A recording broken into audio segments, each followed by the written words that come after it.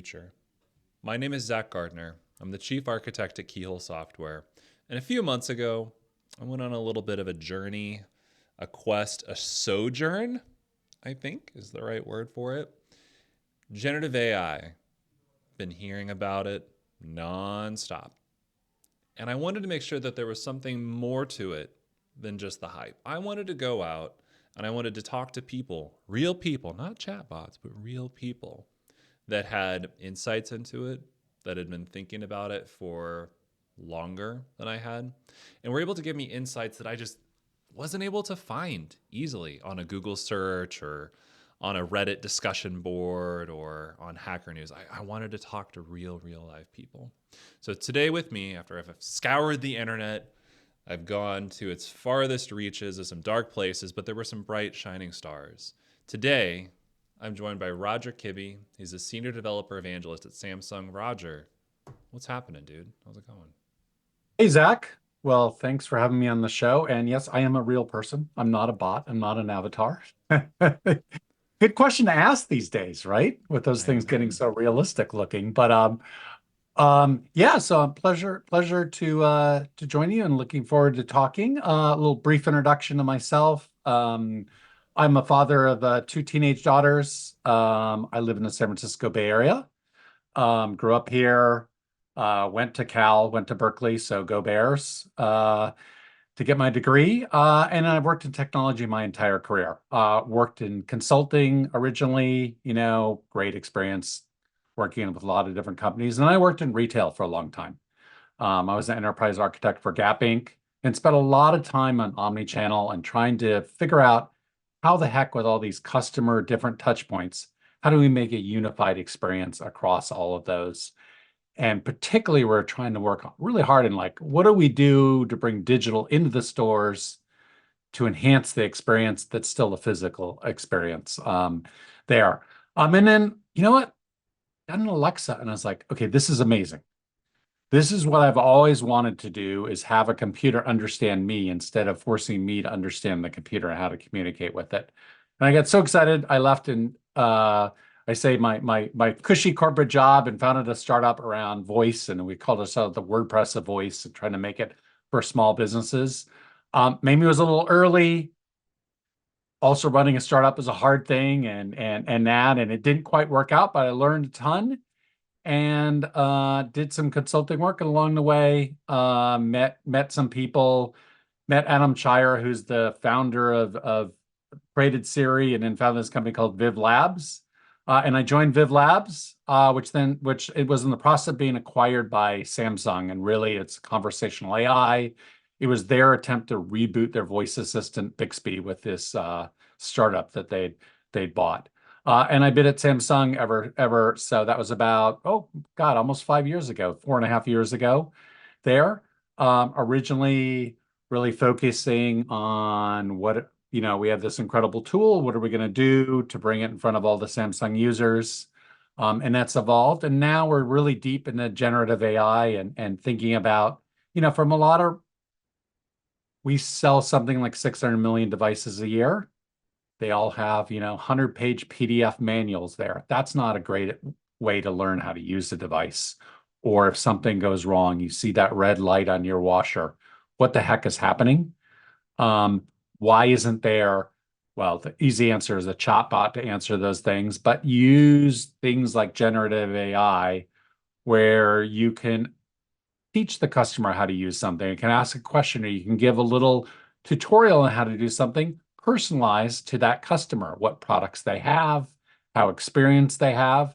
If you just bought the product, you probably need a little more handholding than if you've been using it for 2 years. And guess the magic of generative AI is we can personalize content to be adaptive to how experienced you are. So working a lot on those concepts and ideas. And then just personally, I'm totally fascinated and excited by generative AI, LLMs.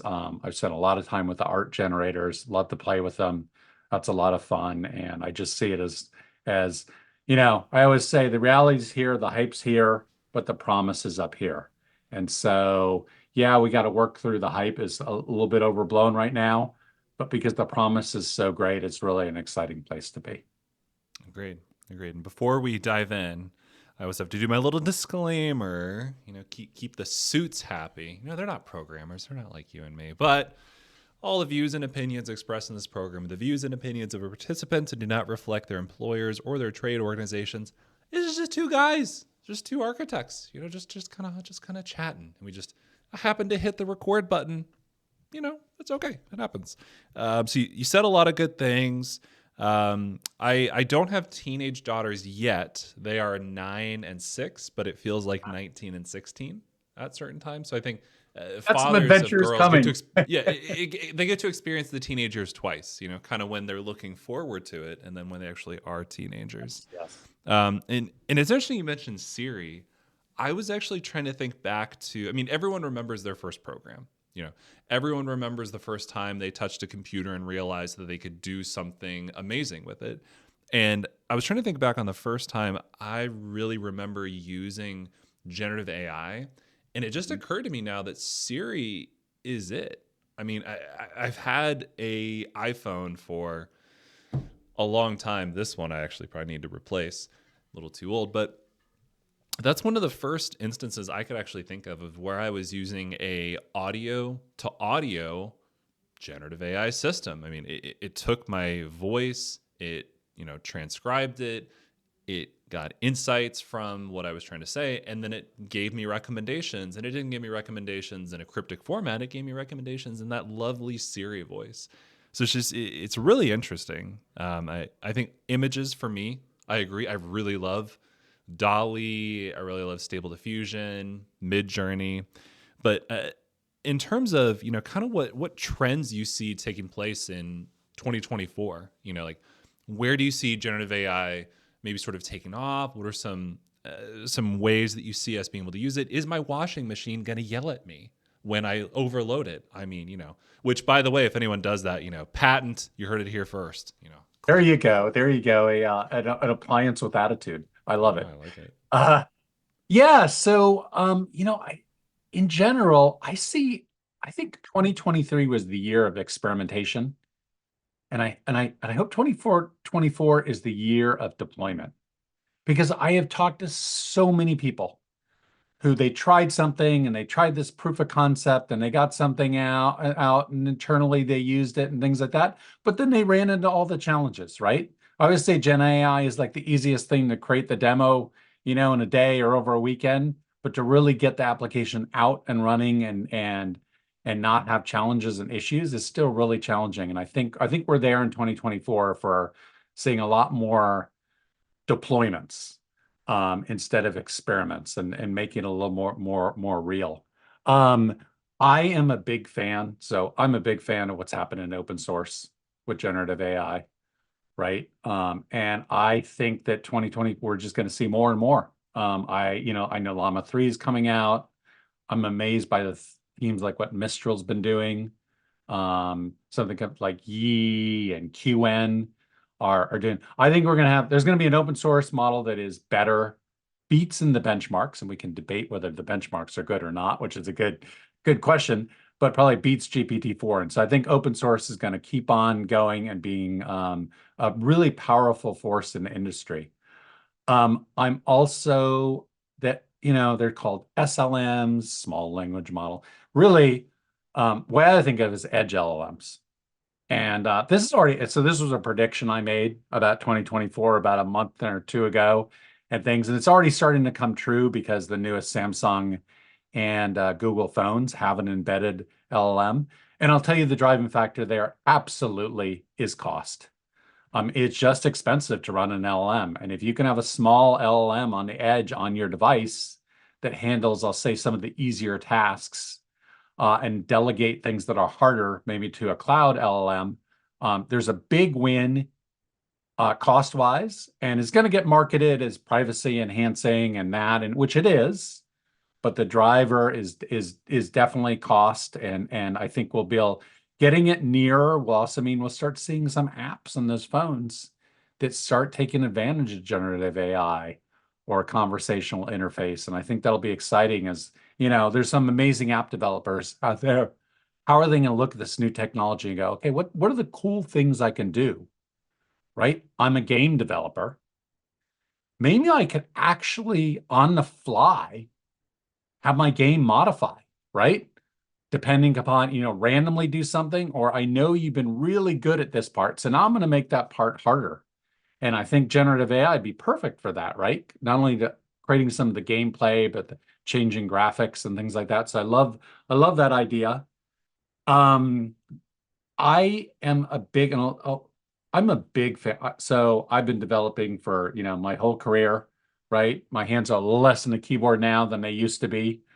Um, but I find the AI coding assistants amazing. They just do one, they'll write a bunch of the boilerplate code for you, right? Which is just a joy to do there. You have the biggest thing I find is, sometimes if you're developing, you're like, man, I just bang my head against the wall. There's a problem there. I can't figure it out.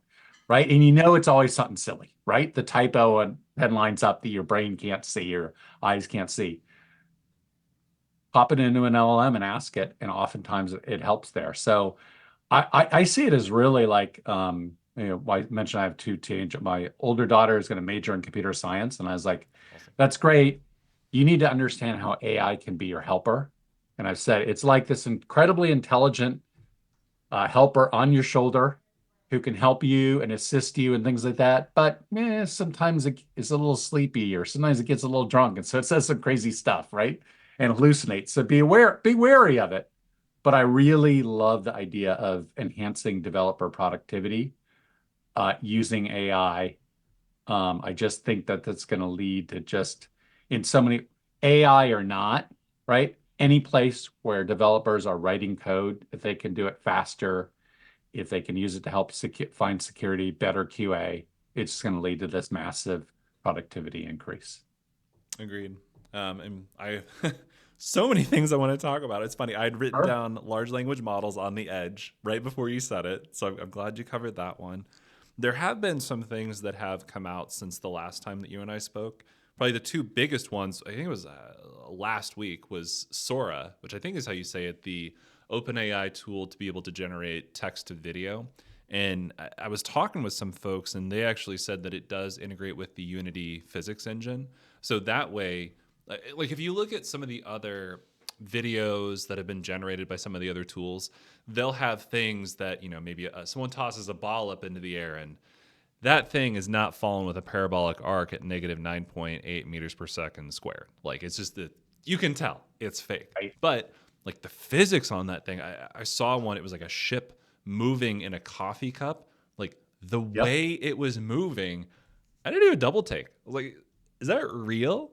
But no, so they were able to plug it into Unity, and there's even tools that I've seen that have been able to create kind of 3D worlds as you were going. So I have a couple friends in game development, and for them, being able to have a truly infinite universe that someone could go through and not have to even have them spend time programming. They might have to give it sort of a rough idea of what they Mhm. want it to go, where the player should be, what the styles are in the game, or it could just learn it from the game. Like having that embedded in a game, being able to just kind of go out and just kind of play missions, like man, my that makes Minecraft's infinite worlds look like Minecraft. I don't know.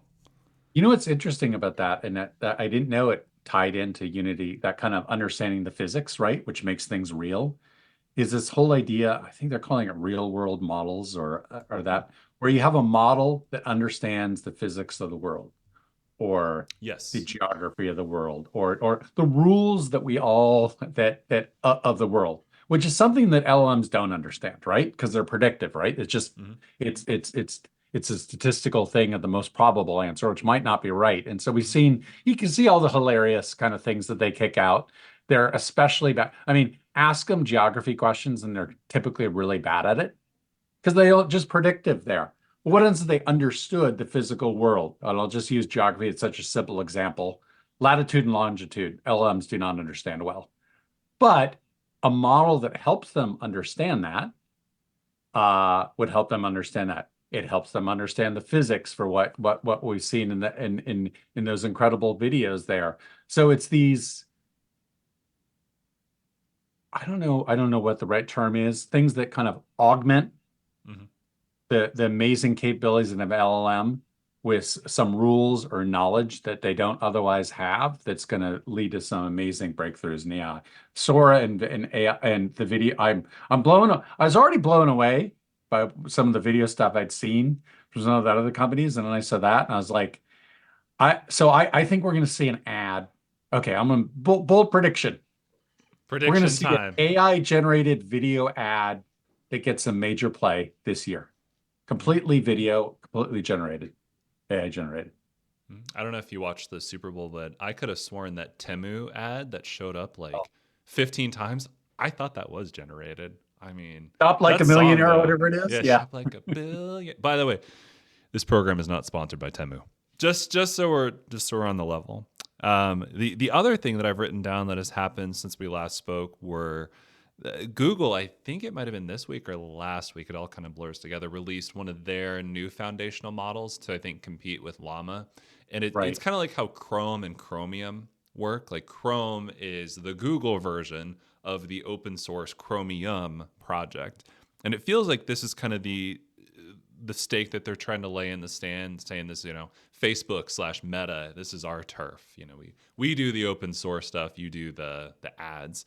I'm curious if you played around with either of their open source models, or if you played around with Llama at all, just out of curiosity. Yeah, so I haven't had a chance to play around with the new Google open source models, but I agree they're laying a little bit of a gauntlet down, or showing the Facebooks of the world, probably Facebook most of all, right? Because Mm-hmm. they've been so successful. Llama I played with quite a bit.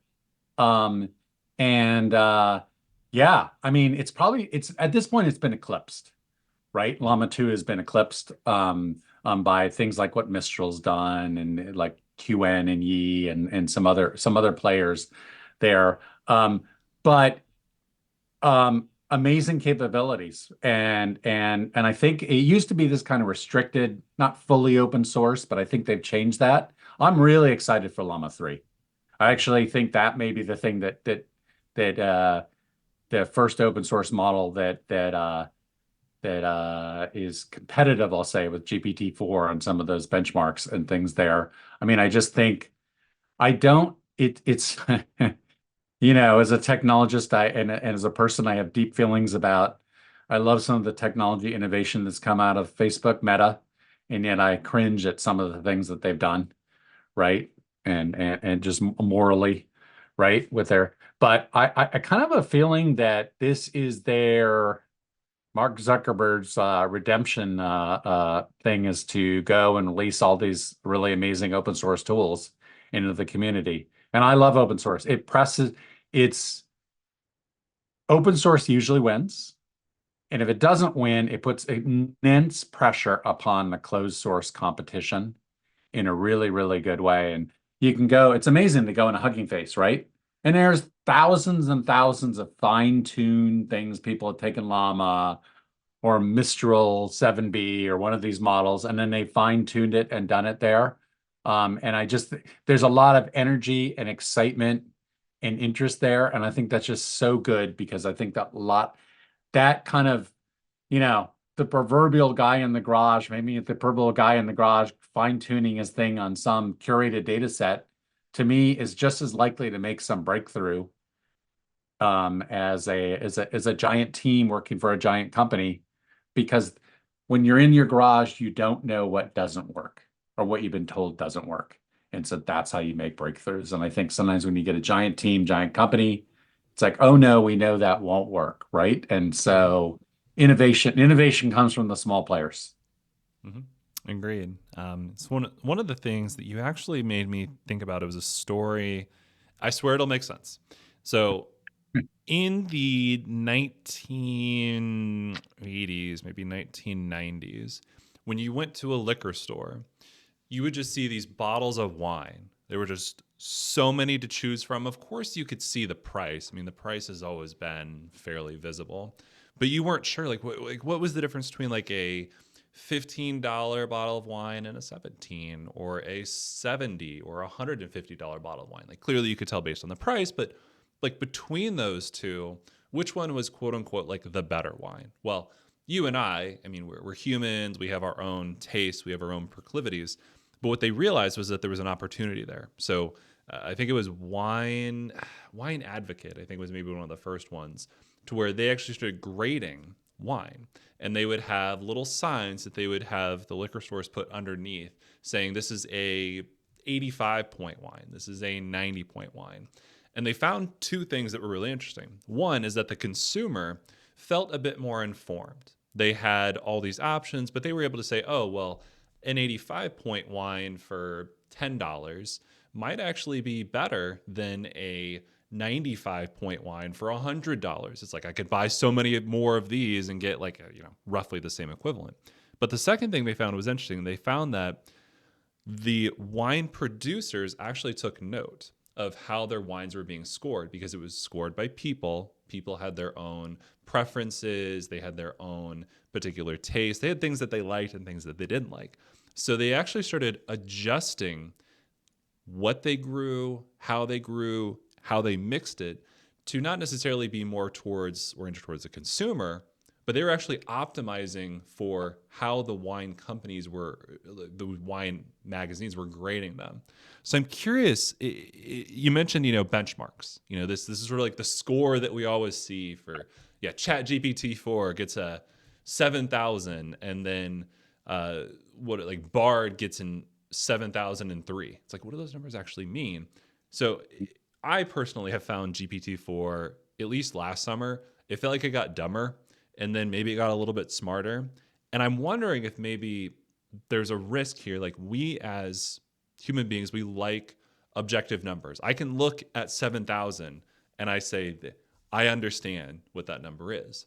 Do you see any pitfalls in terms of how these large language models are being sort of evaluated or scored? Maybe they'll be optimized towards that, but maybe that doesn't always correlate to a better user experience. Oh, 100%. I think the problem, so I think most of the benchmarks, LM benchmarks are bull. And I'll tell you why. For one, at a meta level, they're asking specific questions or trying to kind of trick that. And I'm like, how much of a real world use case is that? Right? If I'm building an applicate, a lot of those benchmarks and what they're asking may be totally irrelevant versus the application, the Gen AI application that I want to build. And so they don't count. But the other real problem is like this data contamination. Either, right, those tests, the data from the test was inadvertently or Mm-hmm. caught up in the training data as they retrain that, right? Because it's public data often. Or companies have tried, and this has happened a lot in the open source world. Try to game the algorithms by fine tuning or training upon those tests, so they're really good at those tests. Right? It's funny, we've seen that like in in with chips and graphics cards and things like that, where there's like big company, they cheat a little bit, right, by optimizing for the test. Well, we're definitely seeing that there. So I don't totally discount those tests because I think they're the best thing we have. The one that I really like is the Chatbot Arena, because that's just humans, right? LM says Chatbot Arena. Humans, you go there, you try something out, and then you put your preferences in for what you think was the best answer. That feels to me way better than most of these benchmarks, which are just um, either of dubious things that they're testing or too easy to inadvertently or very intentionally optimize your LLM for. So I don't know. I would love to have I benchmarks in general. It's a general purpose benchmark. And so ChatGPT is amazing, and it's an amazing general purpose chatbot. But if you're building a purpose-built application using an LLM that does something specific, that's often like a hammer a sledgehammer to knock in a tack. A much smaller model, fine-tuned, and trained very well, and just with the right prompting, can probably outperform it. So I don't. They're interesting, but I don't put a huge amount of credence into them because of all these issues. Mm-hmm. Yeah. No, Yep. really, I mean, it's interesting that the chat arena, you brought that up. I was actually talking with someone literally, and to use that word correctly, not as our children do, but literally last night, where as a side gig, he actually found a company that was coming up with a chatbot for history. Like it needed to be able to answer questions about either American history or European history. And they wanted to have people actually grade the responses that it was giving for accuracy. This isn't something like, I mean, you could have maybe a group of 20 people say, when we were doing image training, this is a ball, this is not a ball, this is a bicycle, this is not a bicycle. These are the people that train CAPTCHAs. But for history, you kind of got to know what it is that you're talking about in order to grade these things effectively. So they actually pay people that are history majors that have some spare cycles to go through and evaluate the responses out of it. I thought that was just kind of you still got to have a human in the mix at some point. Totally. So I mean, that's reinforcement learning, right? yeah. Human reinforce and things and that's I mean, so Chat GPT, we know, and think it's come out like OpenAI paid a lot of people like to go, and this was to, cleanse the model, right? It's an aligned model, so it's censored, right? But a lot of that's reinforcement learning, like take the output. What you're talking about is that, the next step above it is, okay, that's very interesting, right? Like I want this thing to be accurate at history. I absolutely have to have some humans there to help it help train it to understand these things in this way and things. And so, yeah, it's kind of it, I'm an AI optimist, not an AI gloom and doomers and things like that. But one of the counterpoints have to AI gloom and doomers is there's a lot more human intervention into what making these work so well than you may realize there. And so we're still relying on humans to evaluate that, and I see that in the foreseeable future is going to be like that. So Mm-hmm. No, and I'm curious. So we've covered a lot of ground. What are, if you have any that come to mind, what are some really interesting use cases that you've seen for generative AI that maybe don't get the street recognition they deserve? They're like Rodney Dangerfield. I get no uh, respect. I get no respect. I tell you. yeah, I don't know. This is no respect, and we already kind of talked about it. But I also have some friends in the gaming industry and they're super excited Mm-hmm. about not only like using this like kind of generative AI to kind of create narratives and stories for the games and that. Um, but I mentioned that idea of a game that almost adapts like on the fly and things like that. So I think I don't know if that's hidden, but I don't think people talk enough about the capabilities there. I was just reading something about so I used to over when I worked for Gap Inc. and one of the things I oversaw was the architecture around our supply chain, right? And there. And they're talking about supply chain optimization. I'm like, where is Gen AI in supply? And they were talking about route optimization. So a truck Mm. driver or a delivery driver. So we all use that, right? I use Google Map or I use Waze. I have a long commute to work, right? It bypasses the traffic and things. But imagine that on a grand scale, dynamically adapting to weather and the patterns and the delivery route and things, and then dynamically altering that delivery route or telling the driver to go in this certain way to optimize things there. I thought that was a really interesting use case and very industry specific but Hmm. something really really good. I there was a so this is not a wild one. Somebody is creating an LLM to help you understand your animals. Like understand like here's the dog bark. Here's Yeah, a yeah, cat. yeah. Yeah, and I was like, okay, that's super cool. Like I want to know what my dog's when my dog is trying to communicate with me, right? And by its movements, by its barks, right? And things there. That would be really interesting if there is something where it barked in a certain way or made this noise, right?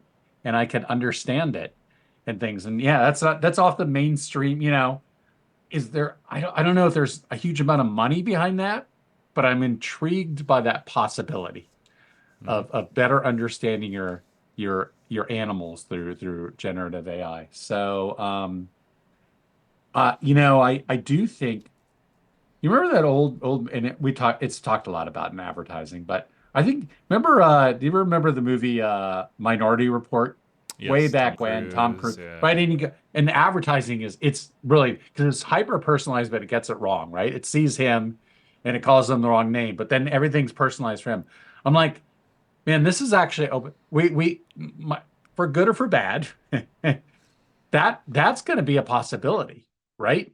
Because I can use Gen AI, right, to dynamically insert me into a pair of clothes or doing something there and have it talk back to me and do that. I mean, I think that's probably really exciting for advertisers. So probably nothing. That's probably not oddball or off the beaten track there, but I think it is a gold mine for marketing and advertisers. Hmm.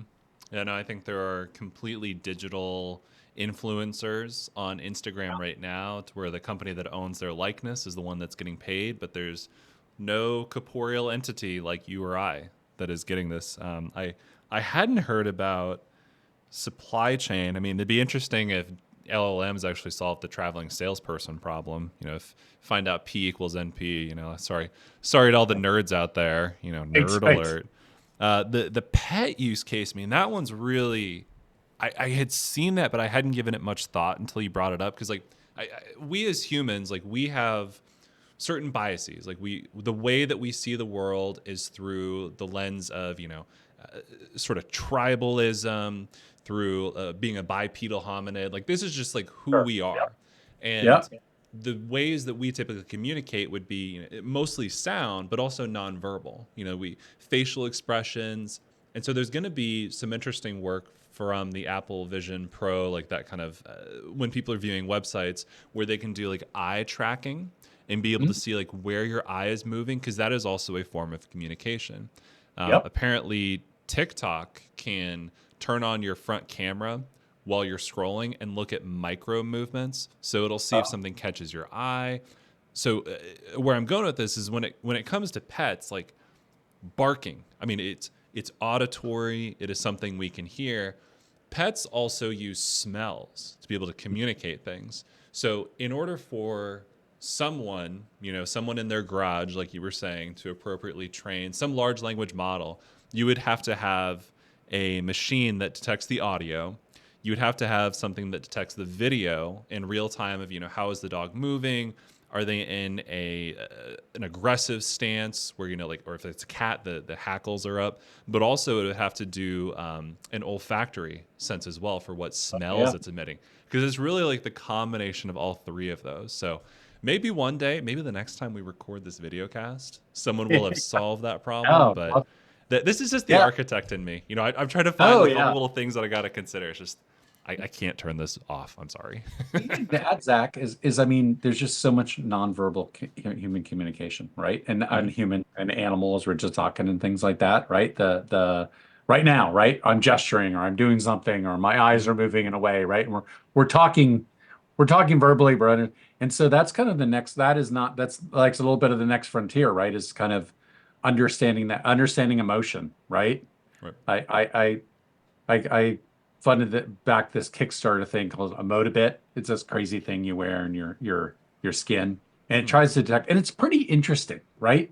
So it tries to detect your emotional state and and things there. And I was like, so maybe the environmental sensors, right, or maybe the watch that you wear is input there. You're right, the camera in front of you. Olfactory is really interesting. I haven't heard much about it, but certainly that's you talk about that. I mean, that's much more important to us than we give credence to. Hmm.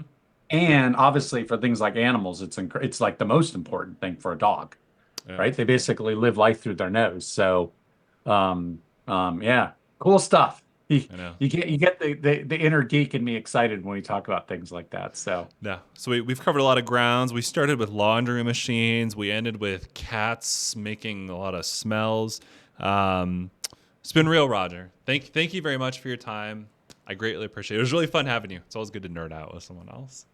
yeah, absolutely. Well, I always love nerding out. So, thanks, Zach. I really enjoyed it. Great Mhm. conversation. Yeah, absolutely. Ladies and gentlemen, hope you had a good time. We'll catch you in the future.